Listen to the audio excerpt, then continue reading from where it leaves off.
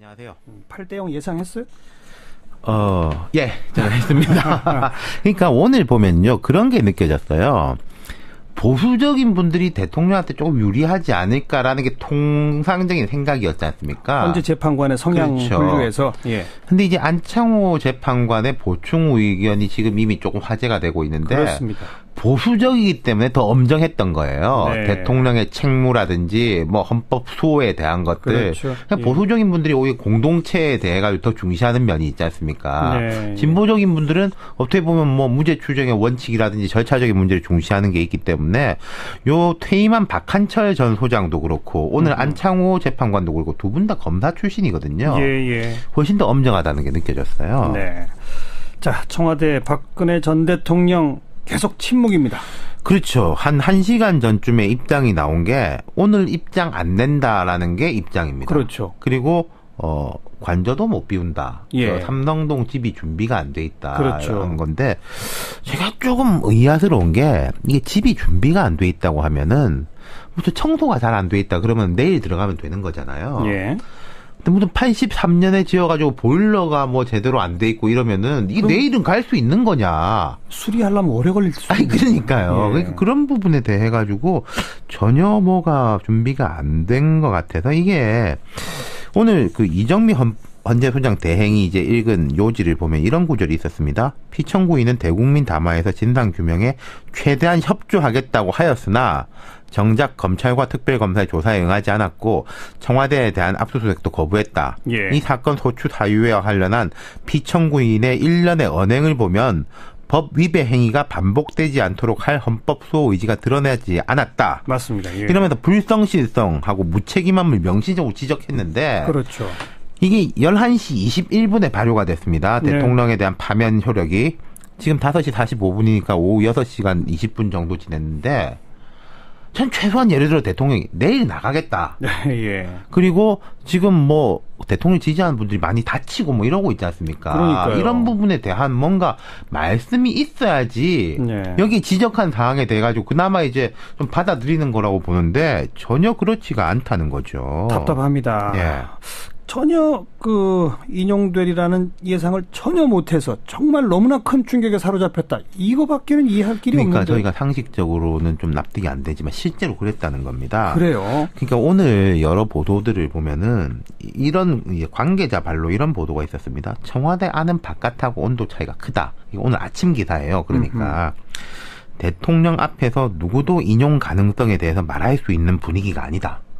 탄핵이 인용될 거라고 생각해서 무슨 준비를 하겠냐. 네. 이런 기사들이 있었는데 아무도 입도 뻥끗 못했다. 그게 맞는 거예요. 지금 상황을 보면은. 예. 참 그러니까 뭐 어제쯤부터 약간 비서진들이 시나리오에 대해서 조금 준비를 해야 되지 않겠냐라는 이제 건의를 했는데 대통령이 한번 지켜보시죠.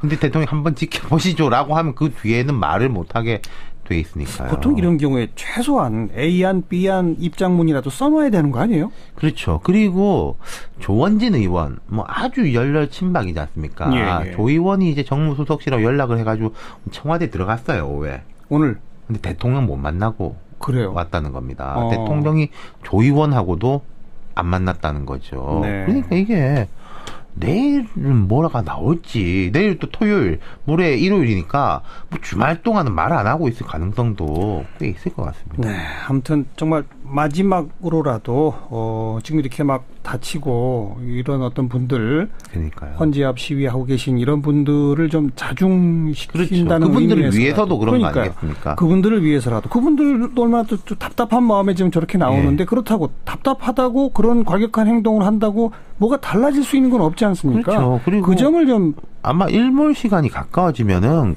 경찰의 대응도 좀 강경해질 수밖에 없을 겁니다. 참, 그 점 아무튼 박근혜 전 대통령 측에 마지막으로 좀 부탁을 하고 싶고 앞서 5개 정당의 입장은 쭉 들었는데 대선 주자들은 어떤 반응들을 보였습니까? 거의 대동소이합니다. 통합을 강조했습니다. 문재인 전 대표 같은 경우에는 박강원 대변인을 통해 가지고 오늘 우리는 헌법 제1조에 순고하고 존엄한 가치를 확인했다. 이제 나라를 걱정했던 모든 마음들이 하나로 모아져야 한다. 이러고 이제 첫 번째 행선지를 팽목항. 팽목항으로 하더라고요. 예. 그래서 이제 아직 미수습자들 가족들이 있지 않습니까? 그렇죠. 그분들을 이제 위로하고 또 빠른 이제 인양 이런 것에 대한 이야기를 할 것 같아요. 아직 도착하시지는 않았고, 안희정 지사 같은 경우에는 그동안의 모순과 갈등을 뛰어넘고 모두 하나 돼 새로운 대한민국을 건설해야 된다. 촛불을 들었던 분, 태극기를 들고 나왔던 분, 진보와 보수, 남녀노소, 영호남, 재벌과 노동자가 따로 있을 수 없다. 이게 좀 더 큽니다. 보통 그러네요. 이제 촛불 태극기까지만 말하는데 뭐 노동자, 재벌까지 이야기를 하고 있고 이재명 성남시장이 약간 다르죠. 위대한 국민이 만든 오늘의 역사를 또다시 미완의 혁명으로 기록되긴 할 수 없다. 흔히 4.19를 미완의 혁명이라 하지 않습니까? 그렇죠. 그게 5.16 쿠데타 때문에. 그러면서 철저히 청산해야 진정한 통합이 되고 공정한 나라를 만들어야 화합의 꽃을 활짝 피울 수 있다. 이렇게 말했습니다. 통합보다 우선 청산이다. 이걸 그렇죠. 강조. 역시 이재명 시장의 그동안의 어떤 그 스탠스 그대로군요. 맞습니다. 앞으로도 아마 박 전 대통령의 사법 처리 등의 문제에 대해 가지고 제일 강경한 입장을 낼 것 같고, 안철수 전 대표는 탄핵은 끝이 아니라 시작이다. 국민의 위대함에 감사하는 한편 상실감을 가진 국민들께도 위로의 말씀을 드린다. 국민의 마음을 하나로 모아서 무너진 정의를 바로 세우겠다.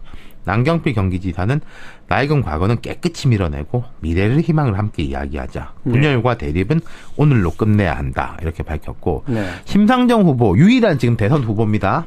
확정된 후보죠. 그렇죠. 진보정당 후보인데도 광장을 밝혔던 촛불은 이제 3터와 1터에서 타올라야 한다. 태극기를 들었던 분들의 힘도 필요하다.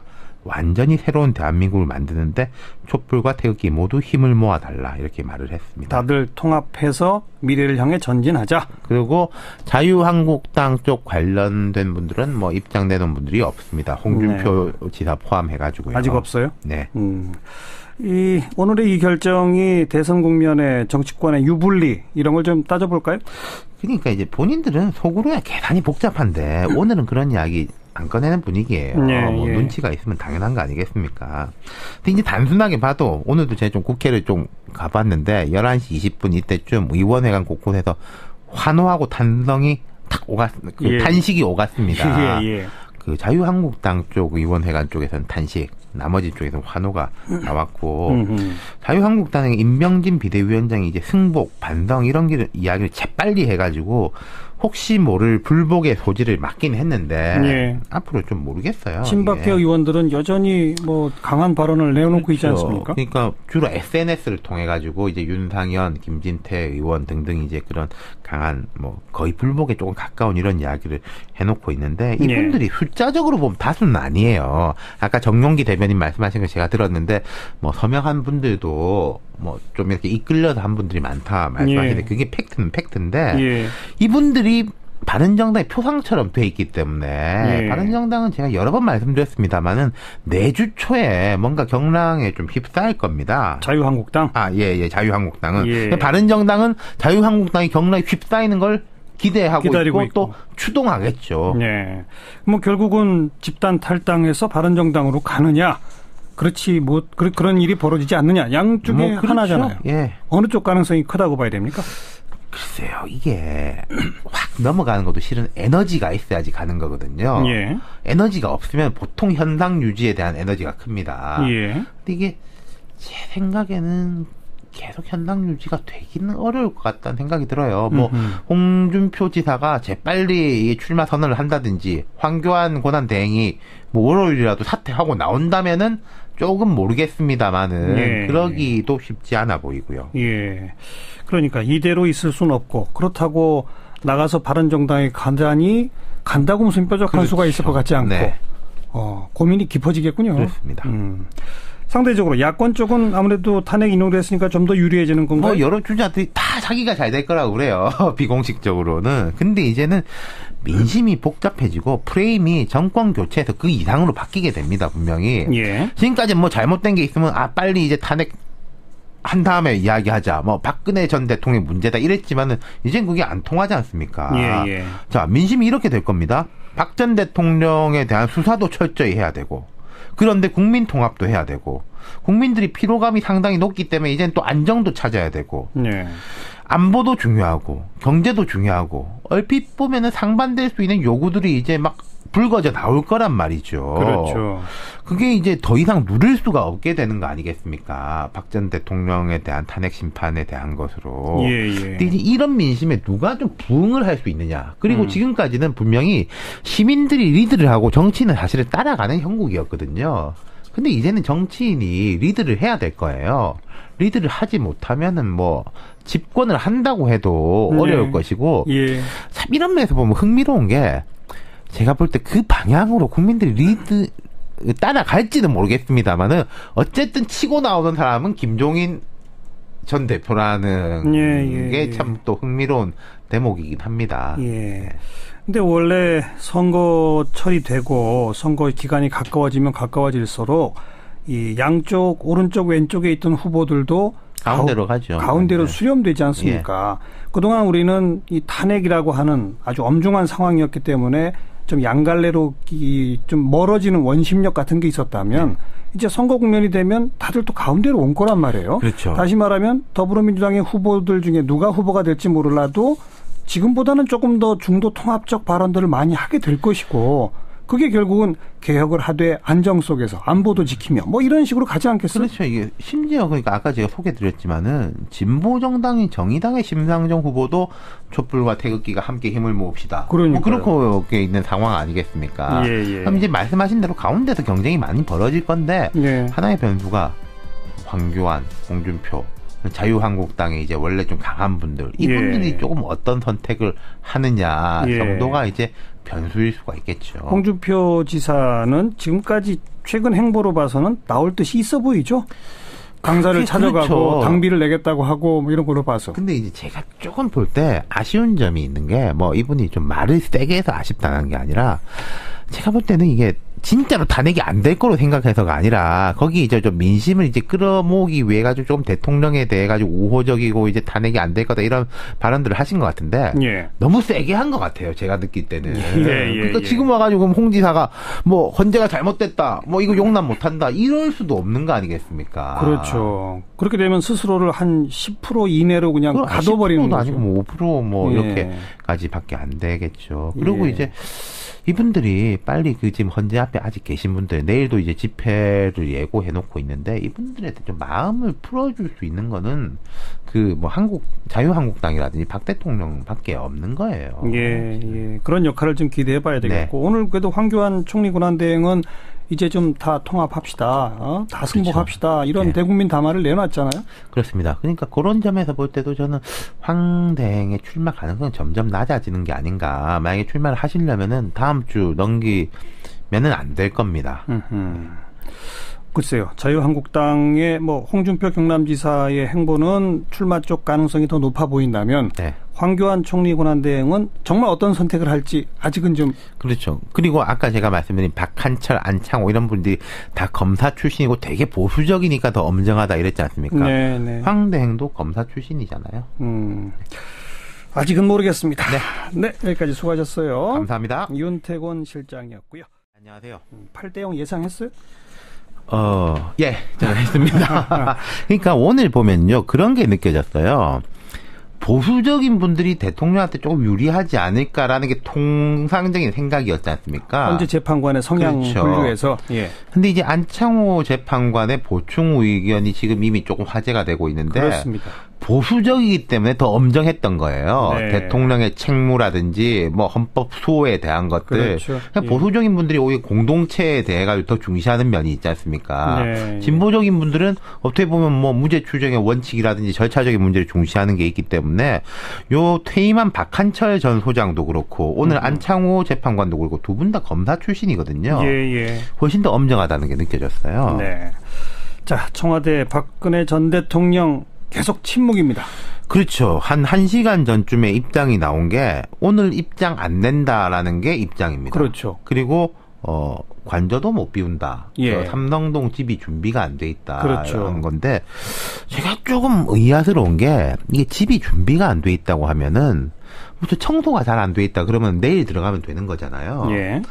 근데 무슨 83년에 지어가지고 보일러가 뭐 제대로 안 돼 있고 이러면은 이게 내일은 갈 수 있는 거냐? 수리하려면 오래 걸릴 수. 그러니까요. 그러니까 그런 부분에 대해 가지고 전혀 뭐가 준비가 안 된 것 같아서 이게 오늘 그 이정미 헌재소장 대행이 이제 읽은 요지를 보면 이런 구절이 있었습니다. 피청구인은 대국민 담화에서 진상규명에 최대한 협조하겠다고 하였으나 정작 검찰과 특별검사의 조사에 응하지 않았고 청와대에 대한 압수수색도 거부했다. 예. 이 사건 소추 사유와 관련한 피청구인의 일련의 언행을 보면 법 위배 행위가 반복되지 않도록 할 헌법 수호 의지가 드러나지 않았다. 맞습니다. 예. 이러면서 불성실성하고 무책임함을 명시적으로 지적했는데 그렇죠.